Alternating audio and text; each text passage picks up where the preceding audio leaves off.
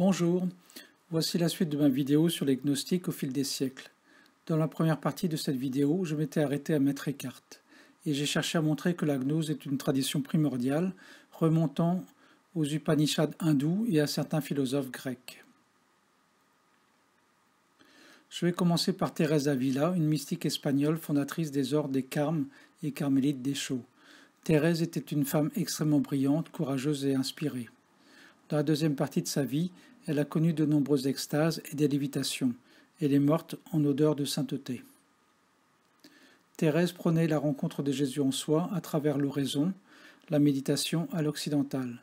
Jésus lui a parlé à de nombreuses reprises. Elle a décrit un itinéraire spirituel en 7 étapes qu'elle appelait les demeures pour rencontrer le divin en soi. Parmi ces paroles célèbres, nous trouvons « que rien ne te trouble » ou bien « on trouve Dieu au milieu des marmites de la cuisine », des paroles qui résument bien la conception de la vie de Thérèse d'Avila.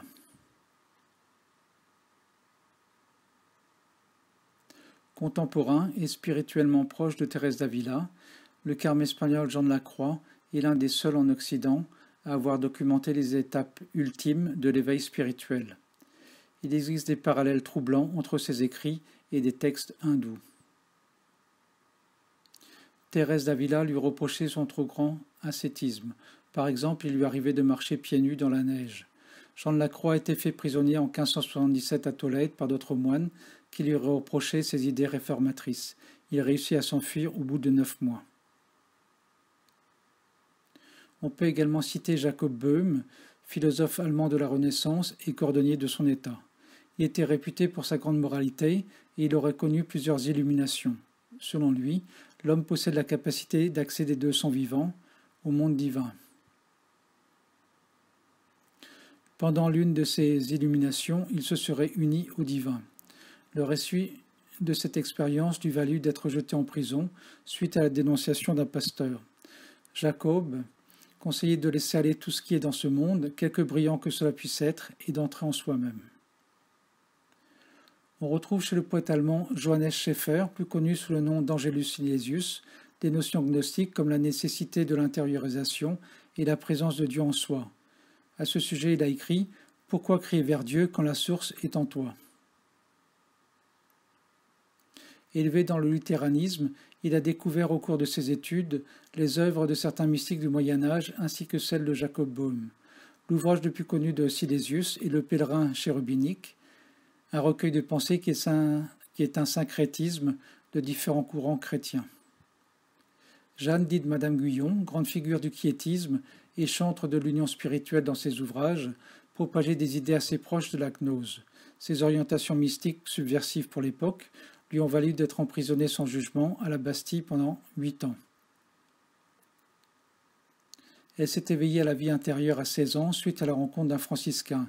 Elle confia à son confesseur son incapacité à rencontrer Dieu. Il lui répondit « C'est madame que vous cherchez au dehors, ce que vous avez au dedans. » Ce fut pour elle une révélation et dès lors, elle put rencontrer Dieu.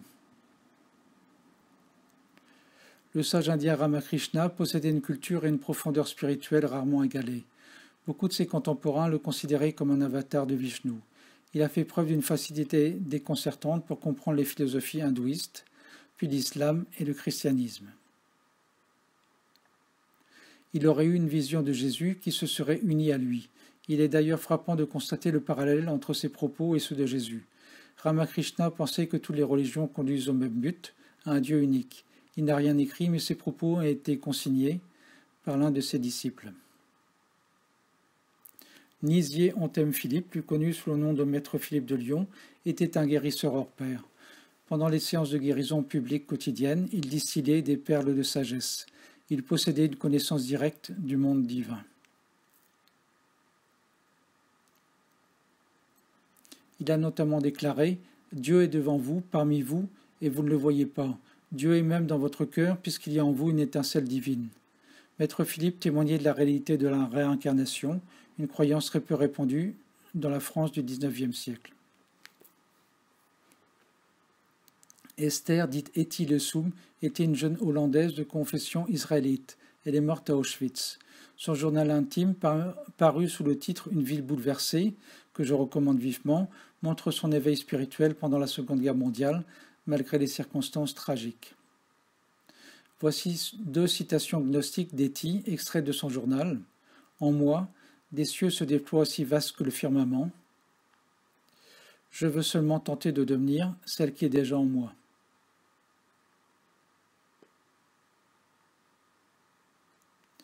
Ramana Maharshi était un adepte de l'Advaita Vedanta. Ce sage hindou a connu l'éveil à l'âge de 16 ans. En 1922, il fonda son propre ashram et il a reçu des milliers de personnes sur lesquelles il laissa une impression très marquante.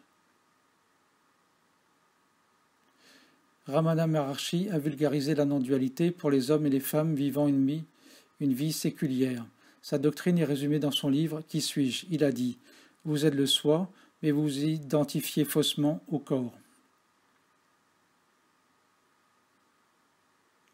Plus près de nous, on sait que le célèbre psychanalyste Carl Gustav Jung s'intéressait à la gnose.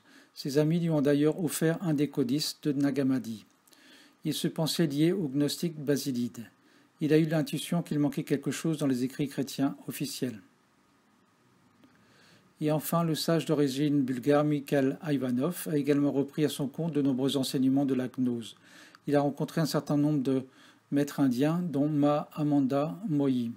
Le contenu des conférences qu'il a données est disponible dans de nombreux livres thématiques. Cette liste n'est pas exhaustive. Si vous voulez approfondir ce sujet, je vous renvoie à la lecture de mon livre dans lequel je montre la survivance de la gnose à travers les siècles et des moyens pratiques de la mettre en œuvre. Merci et à bientôt.